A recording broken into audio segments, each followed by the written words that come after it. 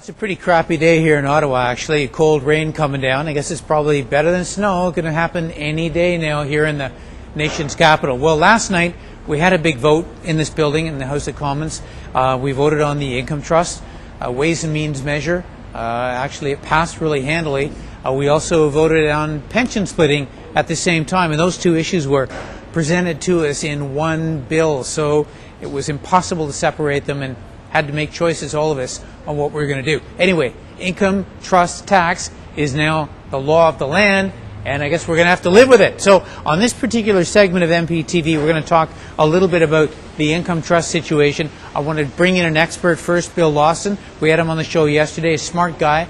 I asked him whether income trust was actually the appropriate thing to do to tax them or not. And secondly, then we're going to talk to Judy Wasylycialeis. She is the finance critic of the NDP, and someone who's been vocal, absolutely vocal, against income trust. So let's find out what she had to say about it, and then she's got a little surprise for you. Hang on. Well, MPtv is very pleased to have Bill Lawson with us. Bill is a professor with the Sprott School of Business at Carleton University, and he is an expert in all matters financial. I wanted to talk to you about a couple of things, Bill. First is the income trust. Of course, it's been the big story here in Ottawa for a long time now. It seems like a long time, all the way back to last Tuesday. It's going to go a while more. The argument the finance minister has made is we were turning into an income trust economy, had no choice but to do it. And sorry, small-time investors, but you guys just got caught in the crossfire. Is he saying something that makes sense? There was significant tax leakage there, but this is an issue that should have been dealt with 8 or 10 years ago, when too many corporations were being driven in terms of their capital structure or the way they organized themselves by these tax rules. So that was really a disservice to the Canadian business community, when significant economic decisions are being made by business driven by tax considerations. So we've finally come around to the realization they had to correct this. And I guess they didn't want to do it as quickly as they did, but I think they've done the right thing in terms of addressing that tax-driven consequence for corporate structuring. Now, some people, of course, who were affected by this say, whoa, why did he need to do it all in one night? Could he not have just called the CEOs of Bell and Tellison in Canada and said, you guys back off, there's a moratorium, we're not allowing any more conversions, and then had a longer phase-in period to mitigate the market volatility? Would that have worked? I don't think that was a really legitimate way to proceed. I think he had to cut this thing off cleanly. If you start playing games like that, then the whole business community is left in a whole lot of uncertainty for a much longer period of time. Yes, it was a bit of a shock, but I think it was much cleaner to address that issue as directly as they did. I know personal finance is not absolutely your area, but for all those people who are squawking about all the money that they lost last week and this week, what would you say to those people? Well, I think that they were riding bubbles that I was concerned about several years ago, and I warned people about this. So I think there was some superinflation in some of the valuations of some of those trusts, so I think that they were unrealistic in terms of maintaining those values. I also think, though, as a result of this new ruling, or this proposal, that some trusts, which these people that might have continued to be created in the future, we were starting to deal with more and more marginal businesses converting into trusts. So in some senses, some of these people may have been saved from further trouble down the line. All right, Bill Lawson, thank you very much. Thank you. It's Wednesday afternoon. We're here in the foyer of the House of Commons. And as you may know, last night we had a vote here in the House of Commons. We voted on a number of things, and one of them was the Ways and Means motion, which brought into effect the tax on income trusts and also approved pension splitting. So I have with me today Judy Wasylycialeis. She is the finance critic of the Democratic Party.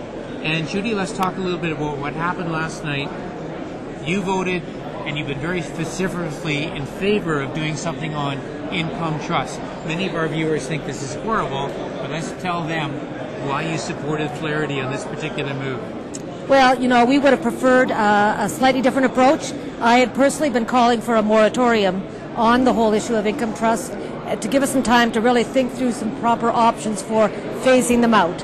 However, once Mr. Flaherty decided to actually introduce the tax, the distribution tax on income trust, I felt that we had to support this option. It was better than doing nothing. which I think is what we inherited as a result of Liberals dithering on this issue for many years. And I know that some people are hurt. I know that it wasn't the best of all worlds. But in the end, I think it's better for our system to have this money protected rather than disappear because it's such a huge loophole. Okay, many people writing into this blog, though, are highly ticked off that their RSPs, etc., were hit by this. What do you say to them? Is there a long-term silver lining for them, or just take the hit? Well, in the end, there is a long-term benefit in the sense that there will be more money to pay for important programs that they want, healthcare, education, housing, and so on. But I would also say to people that many people were already getting hurt by income trusts. A good number of seniors had taken a big hit because income trusts, as a rule, have been overvalued. There hasn't been proper accounting and full open transparency in this whole scheme. And I think at some point in the near future, if Jim Clarity hadn't done this, there would have been a significant drop in value of income trusts to the tune of 25 to 35%. All right, now speaking of seniors, one other part of that bill that we voted on last night was bringing in pension splitting for seniors, sort of a carrot and stick approach in the Minister of Finance. How do you feel about pension splitting for seniors? Are you in support of that? Yeah, I do support. We do support the extension of pension splitting, which now happens under CPP to all pension programs. And I think it's an important initiative to balance the negative impact that this tax on income trust might have. It does give seniors some benefit and some hope for the future, and I support it. Where I am a little more cautious is with respect to extending this to full income splitting down the road. I would want to study that very carefully. Okay, I think we're going to come back to that probably in another episode because that's something that's got a lot of implications to it. Now, Judy as well has been a member of the House of Commons Finance Committee, of which I used to be a member. Now, you remember I used to be there before I got my butt kicked out of the Conservative Party. That's correct. You did. But you know what? I don't need to be there. Him. I don't need to be there anymore because Judy has taken my place on the Finance Committee. I just want to say, Garth, we miss you at committee. You brought such wit and such big ideas and some real division and debate, and I really appreciate it. And just want you to know, we miss you and hope you'll come back. Garth, thank you. Judy, thank you. Fabulous.